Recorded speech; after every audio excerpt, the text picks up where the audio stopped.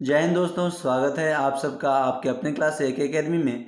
मैं आदित्य आज फिर से जीके जीएस के महत्वपूर्ण प्रश्नों को लेके आया हूं, जो कि आपके इंडियन आर्मी के किसी भी प्रतियोगी परीक्षा में पूछे जाने की पूरी संभावना है। और फ्रेंड्स, अगर आप इंडियन आर्मी की रिटेन कंप्लीट करना चाहते हैं तो इस क्लास में नियमित तौर पे रहें, आपका रिटेन कंप्लीट होगा, इसकी पूरी गारंटी मेरी है। और एक बात और चाहूँगा कि आपसे इस वीडियो के लास्ट में आपसे सवाल पूछा जाएगा, 2 सवाल, और उस 2 सवाल के जवाब आपको कमेंट करके देने हैं। हाँ फ्रेंड्स, एक बात और आपको इस बात को ध्यान में रखना है कि आपको ये नहीं सोचना है कि जवाब किसी अगले ने दे दिया सबसे पहले तो मैं क्यों दूँ, मुझे पता है। तो ऐसा नहीं करना है, आपको भी जवाब लिखना है। इससे क्या होता है कि मुझे लगता है कि हाँ यार, इतने लोग अभी एक्टिव हैं और जो मैंने इन लोग को जो हेल्प किया है वो मुझे फिर वापस मिल रहा है। तो प्लीज़ जितने भी लोग जो जानते होंगे आंसर वो ज़रूर कमेंट करेंगे, और जो मैं क्वेश्चन पूछूंगा उस वीडियो के लिंक मैं आपको डिस्क्रिप्शन में दे दूंगा, और जिसको देख करके आपको आंसर करना होता है। तो फ्रेंड्स, चलिए क्लास को स्टार्ट करते हैं। और फ्रेंड्स, डिस्क्रिप्शन में दिए गए वीडियो को अगर आप देखते हैं तो आपको इससे ये फ़ायदा होता है कि आपका एक तो पिछला वीडियो रिवाइज हो रहा है, और दूसरा ये कि आपका जो आज का होमवर्क है, आपका जो आज का वीडियो है वो भी हो रहा है। तो इस बात को आप ध्यान में रखेंगे, मैंने इस वजह से ये व्यवस्था अरेंज किया है। तो चलिए फ्रेंड्स, फाइनली अब हम अपने क्लास को स्टार्ट करते हैं।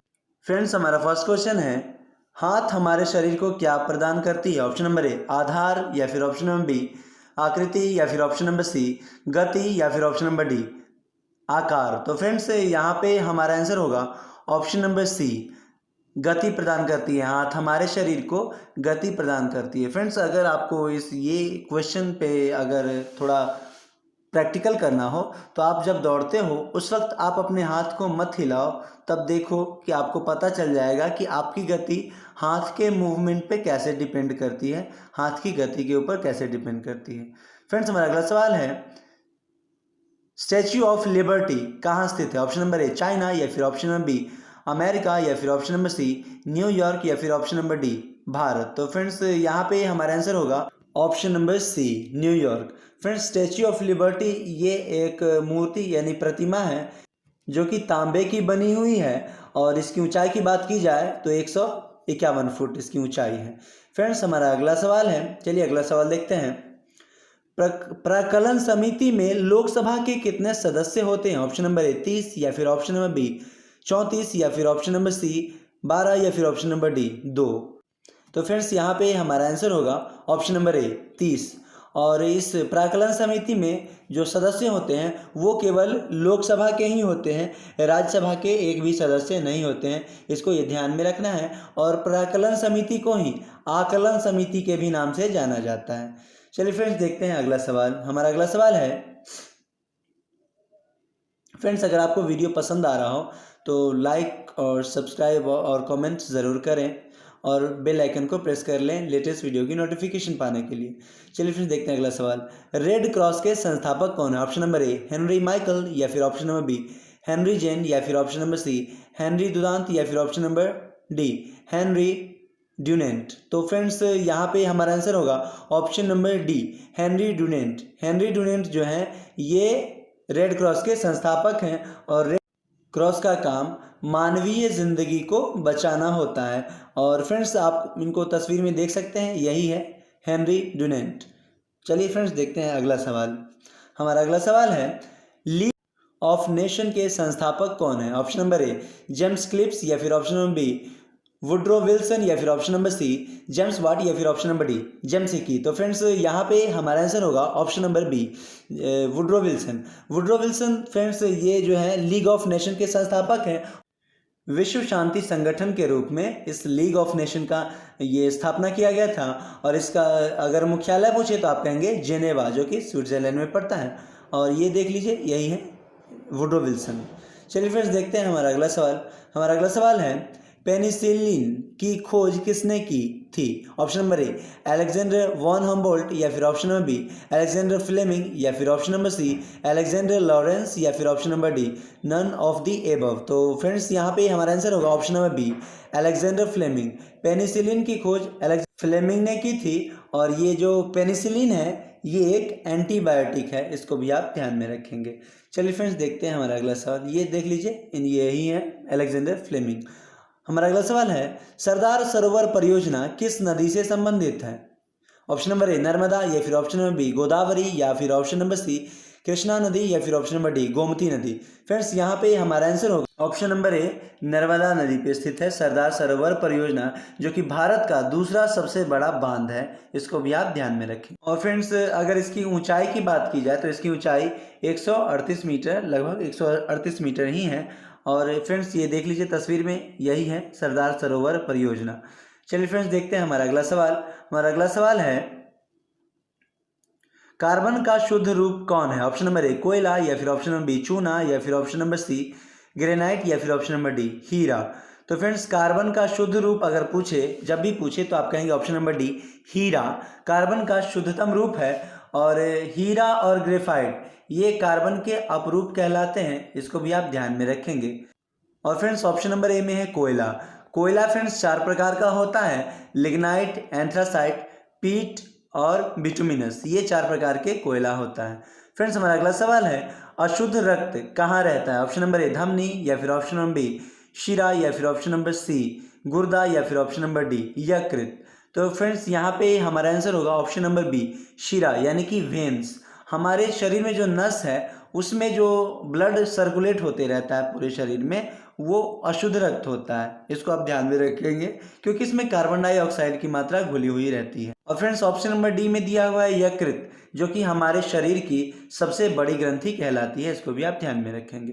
फ्रेंड्स हमारा अगला सवाल है, भारत का सुप्रीम कोर्ट कहाँ स्थित है? ऑप्शन नंबर ए बिहार, या फिर ऑप्शन नंबर बी नई दिल्ली, या फिर ऑप्शन नंबर सी पटना, या ऑप्शन नंबर डी मुंबई। तो फ्रेंड्स यहाँ पे हमारा आंसर होगा ऑप्शन नंबर बी नई दिल्ली में स्थित है भारत का सुप्रीम कोर्ट। और फ्रेंड्स भारत की राजधानी नई दिल्ली कहलाती है, इसको भी आप ध्यान में रखेंगे। और फ्रेंड्स ऑप्शन नंबर डी में दिया हुआ है मुंबई। मुंबई को अभी मुंबई कहा जाता है, वर्तमान में नाम मुंबई है, लेकिन इससे पहले बम्बई कहा जाता था, इसको भी ध्यान में रखेंगे। फ्रेंड्स हमारा अगला सवाल है, यदि किसी वर्ग का क्षेत्रफल, यहाँ पे मैथ है, ये मैथ यानी कि गणित, यदि किसी वर्ग का क्षेत्रफल 144 वर्ग मीटर है तो उसकी भुजा कितनी होगी? फ्रेंड्स आज का जो सवाल है ना वो ये होने वाला था, पर मैं इसका आंसर बतला देता हूँ। इसका आंसर होगा ऑप्शन नंबर बी 144, लेकिन इसको आपको खुद से सॉल्व करना है और सॉल्व करके आपको कमेंट ज़रूर करना है कि इसका आंसर कौन होगा। फ्रेंड्स हमारा अगला सवाल है, जीटी रोड का निर्माण किसने करवाया था? ऑप्शन नंबर ए अकबर, या फिर option number B Sher Shah Suri, या फिर option number B Mohammad bin Qasim, या फिर option number D Mir Jafar. तो फ्रेंड्स यहाँ पे हमारा आंसर होगा option number B Sher Shah Suri ने जीटी रोड का निर्माण करवाया था। और ये जीटी रोड किसे कहा जाता है? NH1 और NH2 ये दोनों रोड को संयुक्त रूप से जीटी रोड कहा जाता है, जिसका निर्माण शेर शाह सूरी ने करवाया था। फ्रेंड्स हमारा अगला सवाल है, निम्नलिखित में से कौन सी गैस वातावरण का हिस्सा नहीं है? ऑप्शन नंबर ए नाइट्रोजन, या फिर ऑप्शन नंबर बी क्लोरीन, या फिर option number C carbon dioxide, या फिर ऑप्शन नंबर डी ऑक्सीजन। तो फ्रेंड्स यहाँ पे वातावरण में तो नाइट्रोजन है ही, और कार्बन डाइऑक्साइड वो भी है, ऑक्सीजन भी है, लेकिन क्लोरीन वातावरण में उपस्थित नहीं है। ऑप्शन नंबर बी यहाँ पे राइट आंसर होगा, इसको भी आप ध्यान में रखेंगे। चलिए फ्रेंड्स देखते हैं हमारा अगला सवाल, प्रथम गोलमेज सम्मेलन कहाँ हुआ था? ऑप्शन नंबर बी दिल्ली, या फिर ऑप्शन नंबर बी लंदन, या फिर ऑप्शन नंबर सी मुंबई, या फिर ऑप्शन नंबर डी एडिनबर्ग। तो फ्रेंड्स यहाँ पे लंदन, ऑप्शन नंबर बी यहाँ पे राइट आंसर होगा। और ये 12 नवंबर 1930 को ये हुआ था प्रथम गोलमेज सम्मेलन, जो कि 1931 तक चला था, इसको भी आप ध्यान में रखेंगे। और फ्रेंड्स ये सम्मेलन कांग्रेस के बहिष्कार के कारण 1931 में इसे समाप्त भी कर दिया गया, इसे भी आप ध्यान में रखेंगे। फ्रेंड्स हमारा अगला सवाल है, और ये भी मैथ का ही सवाल है, आपको इसका आंसर बतलाना है कमेंट करके ज़रूर।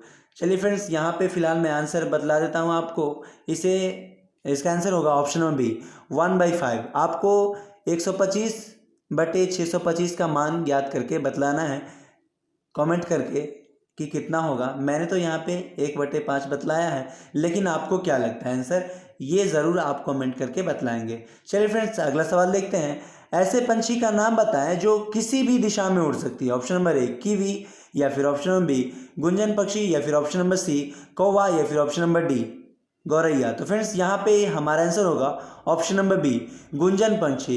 इसी गुंजन पंछी को हमिंग बर्ड के नाम से भी जाना जाता है, जो कि किसी भी दिशा में उड़ सकती है, इसे आप ध्यान रखेंगे। लेकिन ज़्यादातर जो सवाल पूछा जाता है वो पूछा जाता है कि पीछे की ओर कौन उड़ सकती है। फ्रेंड्स आप तस्वीर में दे सकते हैं, यही है हमिंग बर्ड।